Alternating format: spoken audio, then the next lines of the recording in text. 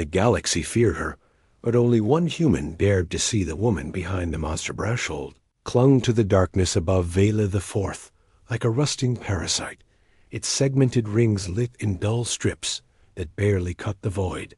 From the shuttle bay, Elias Ward could see the planet's scarred surface far below charcoal plains, where forests once stood, rivers running the color of gunmetal.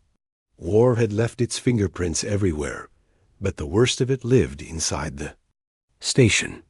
The guards spoke of Cell 7 Black in low, quick voices, the kind soldiers used when talking about something they half believed might hear them. They called her Varix the Devourer.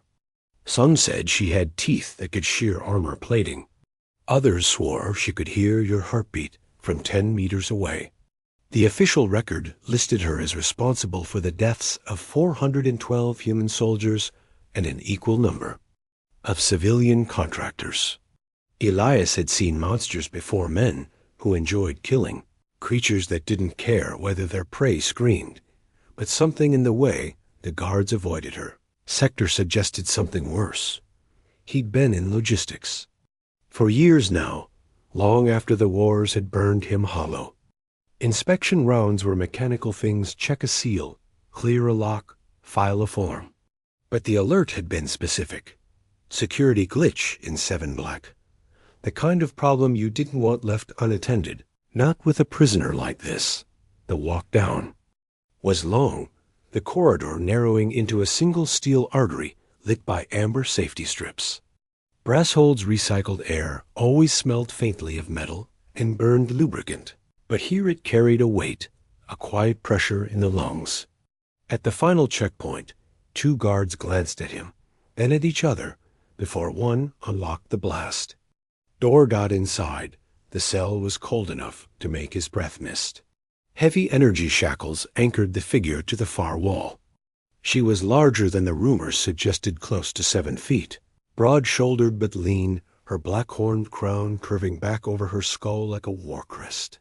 Her skin was a muted slate gray, faintly iridescent when the light shifted, and those silver-black eyes caught his movement instantly, tracking without blinking. She didn't lunge, didn't snarl. She simply stood, chains taut, breathing slow and deliberate. Elias had expected the smell of blood or the restless pacing of a predator. Instead, the stillness pressed harder than any threat. He ran the diagnostic on her restraints, fingers steady by habit. No fluctuations, no breach. Just a flicker in the cell's environmental controls, likely, what triggered the alert. A half-second. Delay in returning oxygen flow. Not dangerous. Not yet. She hadn't taken her eyes off him. The restraint field hummed faintly in the silence, and Elias felt the old soldier in him catalog her posture. Muscle tension, the way her weight balanced. Evenly on both feet, despite the chains. Calm, patient, not broken. He finished the scan and stepped back toward the door. The blast shield would close the moment he crossed the threshold, sealing her in again. As he turned, her voice cut through the air, smooth, low, perfect human standard, without the guttural accent alien speech usually carried. I did not kill them. Elias froze mid-step. It wasn't a plea. It wasn't even defiance. It was a statement, delivered with the certainty of someone who knew the truth would be buried either way. When he looked back, she was still watching him. Not a monster's gaze, not even a prisoner's. Something colder, something older. And, for the first time in years, Elias felt the sharp pull of curiosity where there should have been only orders. Elias told himself he had no reason to go back. Cell 7 Black wasn't his problem anymore. The environmental fault had been logged. The restraints double-checked, and his shift was over.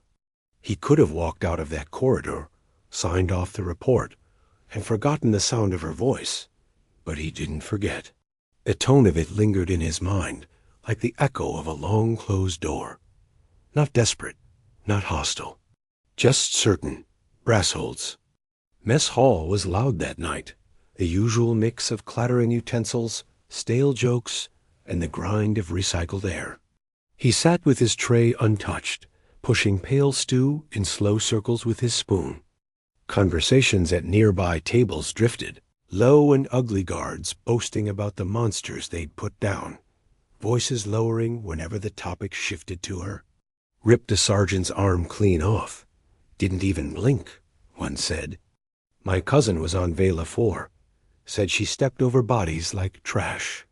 No one at those tables had been in the wars as long as Elias had. Most of them hadn't seen the difference between propaganda and truth. He had, and the longer he listened, the less the stories sounded like fact, and the more they felt like a script passed down from someone who needed her to be a monster god 2 days past before he had a reason, an official one, to go near her again. A ration cart malfunctioned in the black cell block. The tech on shift had called in sick, and his supervisor handed Elias the work order without a second thought. When he keyed open the first door, the same 2 guards were waiting. They didn't meet his eyes this time.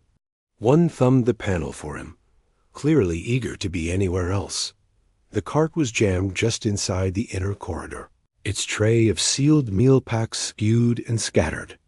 Elias crouched to realign the track, the hum of the restraint fields low and constant in the background. He felt her gaze before he looked up. She was sitting now, knees drawn up, chains stretched but not taut. The silver black of her eyes caught the dim light, and for a moment he saw the faint glint of something not fear, not rage watchfulness. They feed you meat, he said quietly, almost without thinking. She didn't answer at first. Then, it's the cheapest thing they grow here, not suited to my physiology. He set the cart back on its rails. So you just don't eat? A shrug, slow and deliberate. Hunger is nothing new. He straightened, feeling the weight of that. Reply. Most prisoners fought for every scrap. She let food rot in front of her. He should have left then, filed the report, walked out. But instead, he heard himself say, You said you didn't kill them. Who did? Her head tilted slightly, the way an animal might when deciding if it recognized. A sound. That depends, she said. Do you mean the garrison? Or my people? The question rooted him in place. Before he could ask more, the panel by the door beeped time's up. The guards outside would be waiting. Elias left without another word, but he carried hers with him all the way back through the narrowing corridors, feeling them settle into the same space in his mind where war memories lived. And for the first time, he realized he might be walking toward a truth that could undo everything he thought. He knew about the war. Elias didn't sleep that night. He lay on the narrow bunk in his quarters, the faint thrum of Brasshold's generators vibrating through the walls, eyes fixed on the ceiling. Her words kept circling back in his head. Do you mean the garrison? Or my people? There were questions buried in that sentence. Dangerous ones. Questions that could get a man quietly removed from the personnel roster and shipped to a mining colony with no return shuttle. He'd seen it happen before. The war might have ended on paper, but Brasshold was still run by the same kind of people, who made sure certain truths stayed sealed in classified files. By morning, he'd convinced himself not to dig. Not officially. But old habits were hard to kill, and soldiers didn't survive long in combat without learning how to read between lines. Elias began with the Public War Archive, sanitized records, all neatly packaged. The Veyorix in front was presented as clean-cut. Hostilities initiated by her people, decisive strikes by human forces, rapid containment. The dates matched what he remembered. And yet, the casualty reports were too precise. The enemy combatants always killed in suspiciously round numbers. The photographs attached to the garrison attack grainy and out of focus showed shapes in the smoke, but the outlines didn't match her. They were bulkier, heavier limbed, armor gleaming too evenly to be anything organic. The next night, on an empty shift in logistics, he accessed the restricted files. He'd kept his clearance code active by forgetting to submit the retirement request for it, a quiet rebellion. It got him deeper than most civilians could ever go. There, the images changed. Full-resolution helmet cam stills. A squad moving through the garrison corridors human, but encased in armor designed to mimic the horned silhouette of Vaerixan warriors. One frame showed a soldier's gauntlet retracting, the human hand beneath slick with blood. No time stamp. No identifying unit markers. By the time he sealed the files again, his mouth had gone dry. 2 days later, a power fluctuation swept the black cell block. Alarms wailed in the distance, bulkhead doors slamming shut in sequence. Elias was already in the sector, responding to a supply manifest error, when he heard the muffled thump of boots and the bark of orders. He rounded the corner to find the guard post empty, the heavy blast door to 7 Black hanging open. Her cell was breached. Vaerix stood just outside the threshold, chains broken at the anchor points. One guard lay crumpled at her feet, unconscious, but breathing. She looked at Elias as if she'd been waiting for him. He tightened his grip on the datapad in his hand, scanning her quickly. No blood on her, no weapon, no wild movement. Just stillness. "You could have gone," he said, hearing his own voice, low and strained. "If I wanted to escape," she replied, "you would be dead. I stayed." The alarms cut off suddenly, leaving only the hum of the lights and his own pulse in his ears. For the first time, he realized he believed her. And in believing her, he knew he had just stepped off the edge of the life he'd been clinging to for years. The execution order came less than 24 hours later. It arrived as a terse, encrypted notice on the logistics feed. No trial, no appeals, just a line item marked termination of hostile asset, -48 hours. That was all the bureaucracy thought she was worth. A hostile asset. Elias sat at his desk long after the notification cleared, the cursor on his terminal blinking like a tiny pulse. The sensible part of him, the part that had survived. 2 tours by following orders, said to log it and move on. But he couldn't stop seeing her standing in the open cell. Chains dangling, not running. The quiet certainty in her voice when she'd said she stayed.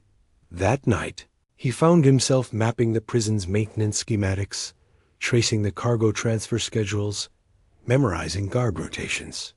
He told himself it was just habit, that soldiers plan contingencies by nature. But the truth was sharper. He was planning an extraction. Brasshold wasn't designed for mercy, but it was built for efficiency. Supplies came and went through its cargo bay every 12 hours, and Elias had worked the manifests long enough to know which shipments drew the least attention. There was one due tomorrow, a load of surplus ration. Packs bound for a decommissioned listening post in the Kuros belt. The crate tags alone would get it, waved through without a scan. Getting her there would be the problem. He approached her cell. During the next ration drop, she was standing again, the chains reattached. Someone had replaced them after the breach, but her posture had shifted. Less coiled readiness, more patient waiting. "They've set your date," he said quietly, not sure if he wanted her to know. "I guessed as much," she replied, tone unreadable.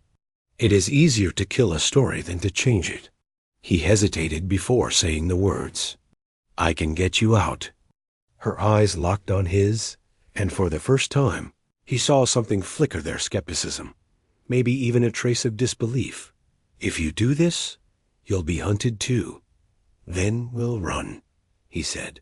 "Both of us."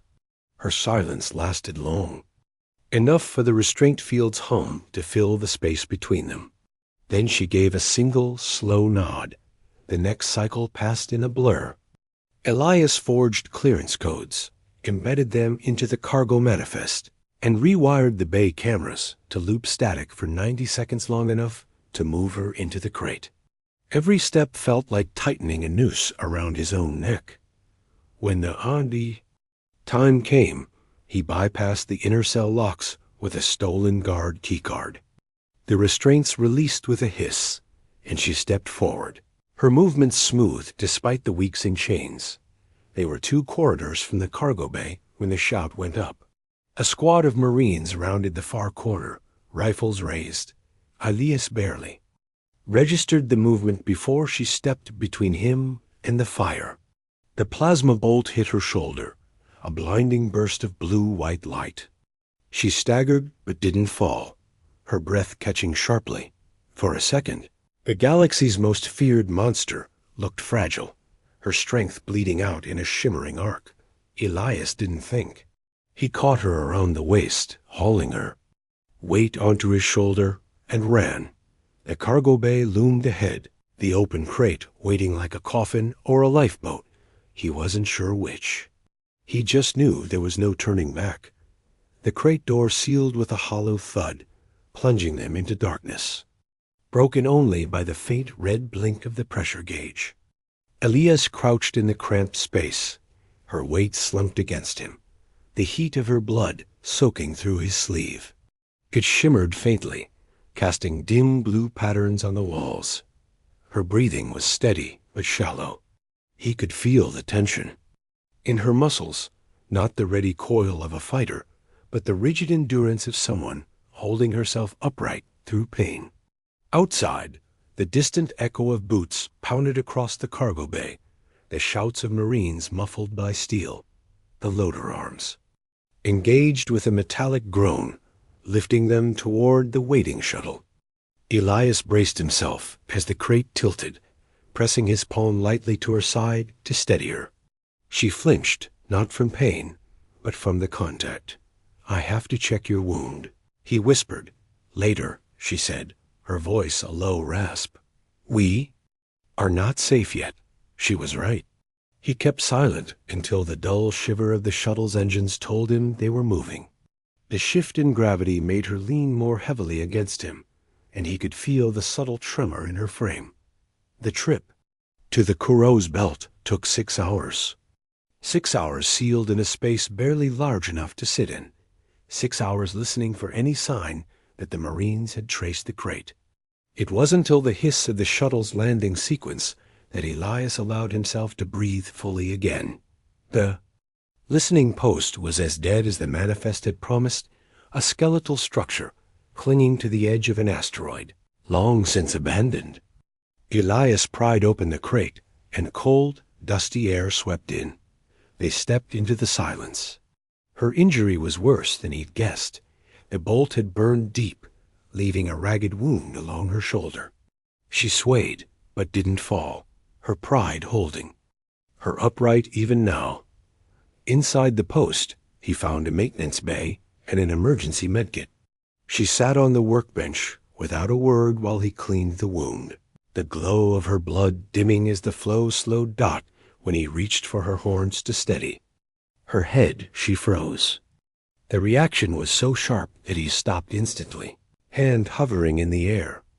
"They are not weapons," she said softly, as though sensing the thought. "They are everything. Touching them, intimate." Elias hesitated, then slow and deliberate, placed his hand against one.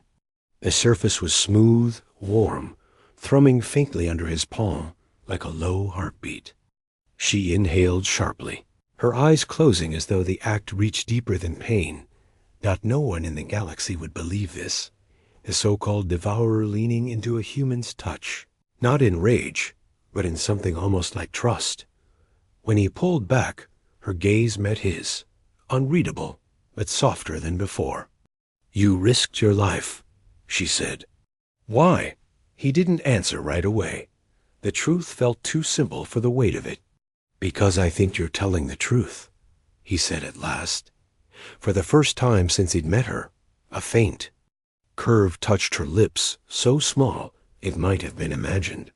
But it stayed there as the silence settled again, and Elias felt something shift between them, quiet and irrevocable. They didn't get long to rest. Elias had just finished sealing the medkit when the post's proximity alarm began to pulse, slow and deliberate. Not a stray asteroid warning. This was a deliberate lock-on.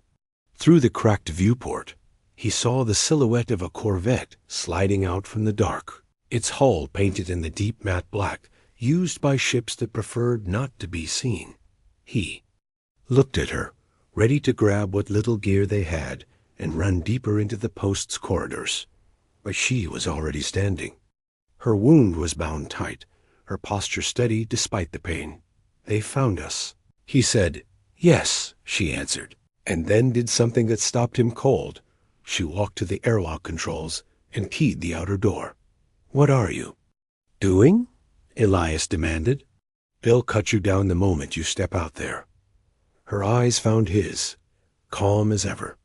"They won't." The hatch irised open, and cold vacuum spilled across the threshold. She stepped onto the barren asteroid. Surface without a weapon, her figure a solitary outline against the stars. Elias cursed and followed her as far as the lock would allow, his hands curling into fists. The corvette descended silently, its ventral bay opening like the mouth of some vast predator. A boarding ramp extended, and from it came a squad in matte armor human. But instead of raising rifles, they stopped a few meters away. The lead figure lifted a hand in salute. "Commander Varix." The soldier's voice came over external comms, filtered through the helmet. "We're here to take you home." Elias felt the words like a punch. Commander, not prisoner. Not devourer.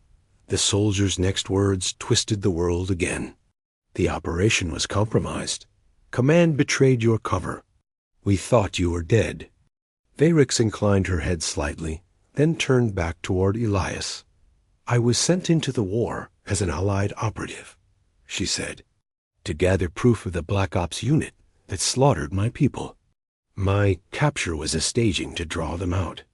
But someone at the top decided the truth was inconvenient."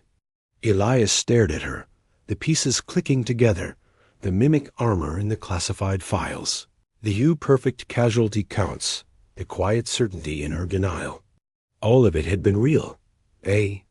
"We're going to kill you to erase it," he said. "They still might," she replied, "unless we make it impossible for them to bury." Her voice softened in a way he hadn't heard before. "I would like you with me when I do that." He didn't need to think about it.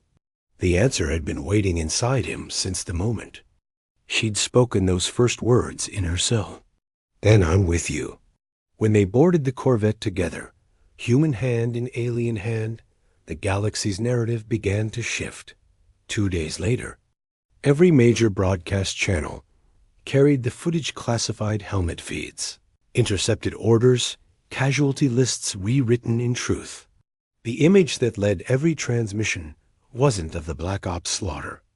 It was of her, silver black eyes unflinching, standing beside a human who had risked everything to touch the monster the galaxy feared. And for the first time, the fear didn't belong to her. It belonged to the men who had built the lie.